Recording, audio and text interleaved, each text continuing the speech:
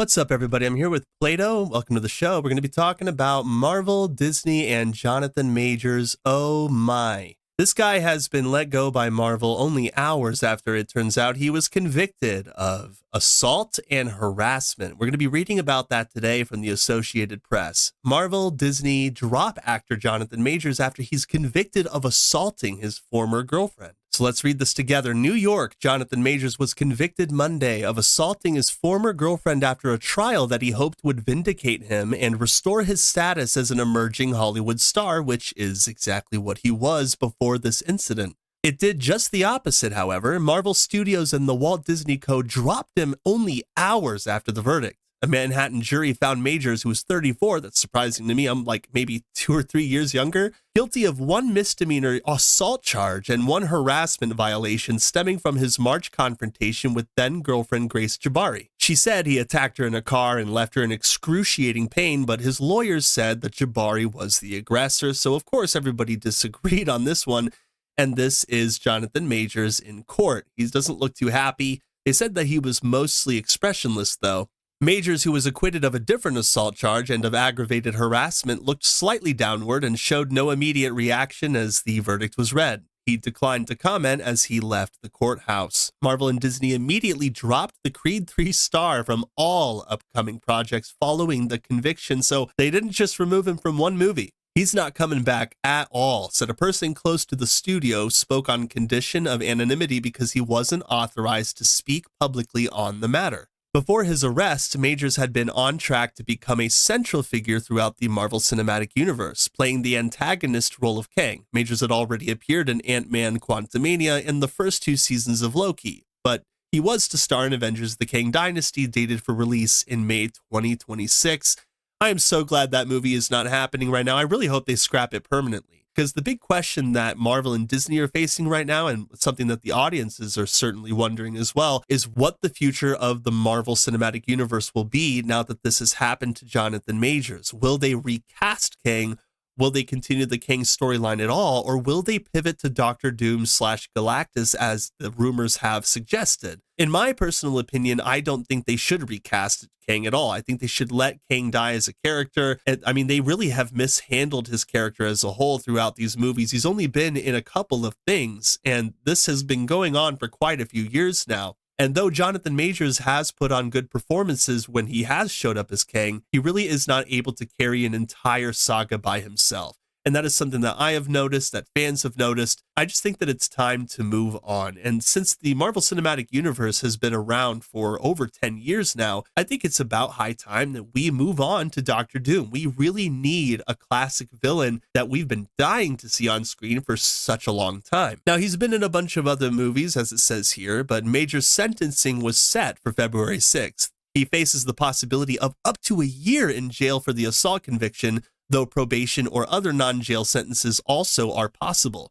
Well, if these are a possibility, it really makes me wonder why Disney let him go so fast if this was a possibility. Certainly, they were aware that it could be jail or it could be probation. If it was probation, any kind of non-jail sentencing, he certainly could have continued his role as Kang. Maybe Marvel had already planned to pivot from Kang to a different villain, and so as soon as they saw the results of this trial, they're just like, okay, that's it, time to get rid of him. That was all the confirmation we needed, and they aren't willing to sit by and wait to see what the actual sentencing could be. It seems to me that they've already given up on Jonathan Majors. Manhattan District Attorney Alvin Bragg said in a statement that the trial illustrated a cycle of psychological and emotional abuse and escalating patterns of coercion. So, I mean, this is worse than any of us thought. The dispute between Majors and Jabari began in the back seat of a chauffeured car and spilled into the streets of Manhattan. Jabari, a 30-year-old British dancer, accused Majors of hitting her in the head with his open hand, twisting her arm behind her back and squeezing her middle finger until it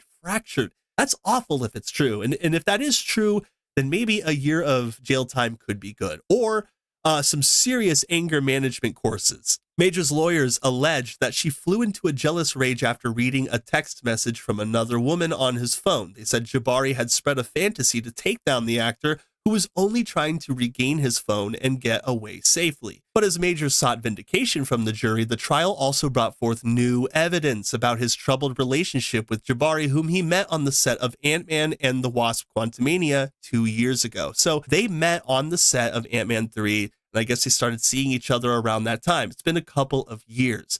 Now, I do think it's possible that she flew into a jealous rage because she saw, text from another woman on his phone. And then it's possible that he reacted violently. It's also possible that he pushed her against the car, as it is suggested in this article, that he pushed her against the car outside the cab, but they don't have evidence of what happened inside. Prosecutors shared text messages that showed the actor begging Jabari not to seek hospital treatment for an earlier head injury.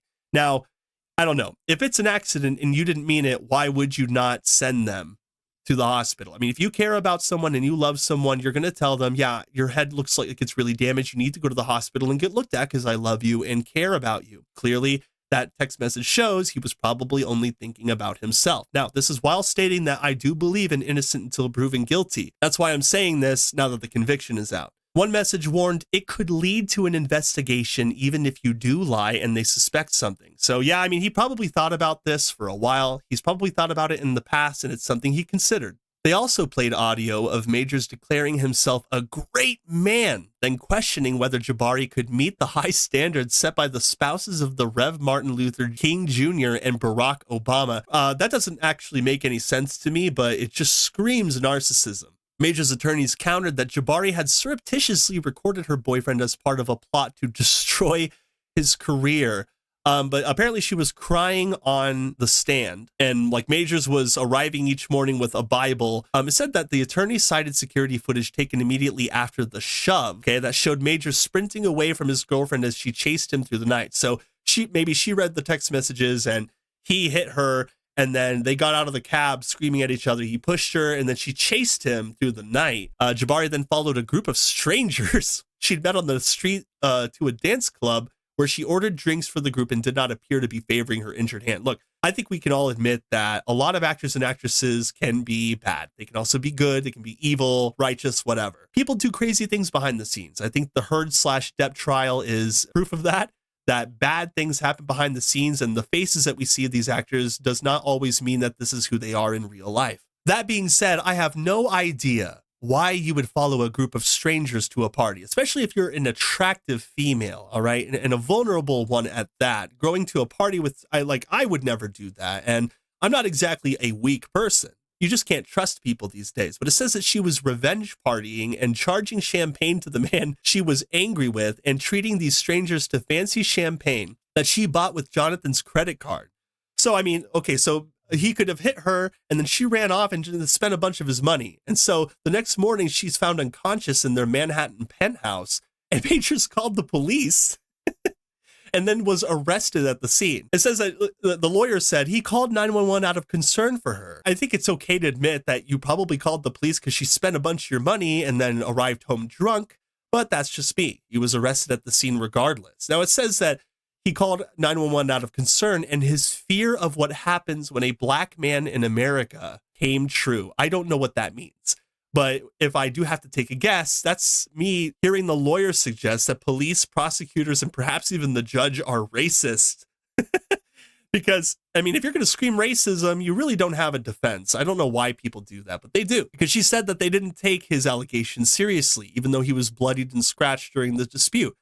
You have to take a look at all the evidence, all right? No one's just taking a look at his skin color and then saying he's guilty, okay? I mean, some people are like that, but I don't think that was the case here. I think the evidence was heavily in favor of Jabari. In her closing arguments, prosecutor Kelly Galloway said Majors was following a well-worn playbook used by abusers to cast their victims as attackers. And we've seen that in the past with other trials. I think you know what I'm talking about. Quote, "This is not a revenge plot to ruin the defendant's life or his career. You were asked why you're here. It is because domestic violence is serious." So again, what is the future of Marvel? I mean, if you're going to fire Jonathan Majors, which they did, and you're going to recast him, then you're going to make a lot of Jonathan Majors fans mad. But if you don't recast Kang, then you're going to make those fans mad. But I think the best logical decision they could make is just to move on. And I think that's what everybody wants to do at this point. If he ends up spending a year in jail, it kind of sucks, but you shouldn't have hit a woman. You shouldn't have said all of these things, and you shouldn't have left such an easy paper trail for police to follow. But if he gets off with probation, good for him. Maybe some anger management counseling would help. But it seems like both of these people were making dumb decisions at the time, and after that, their decisions were even worse. So I think that when it comes to Marvel and Disney, we can probably count Jonathan Majors out, but it's going to be really interesting to see what happens to the multiverse saga and the MCU as a whole after everything comes to light with his sentencing and all that. And I hope you guys enjoyed this video. Like and share it with your friends if you haven't had the chance. That would be awesome. And hey, if you're feeling ultra spicy, consider subscribing to my channel so that you're always up to date with what kind of thing I've got going on. I do apologize. I am sick and I probably sound like it, but I will see you guys in the next one. Later. Meow meow.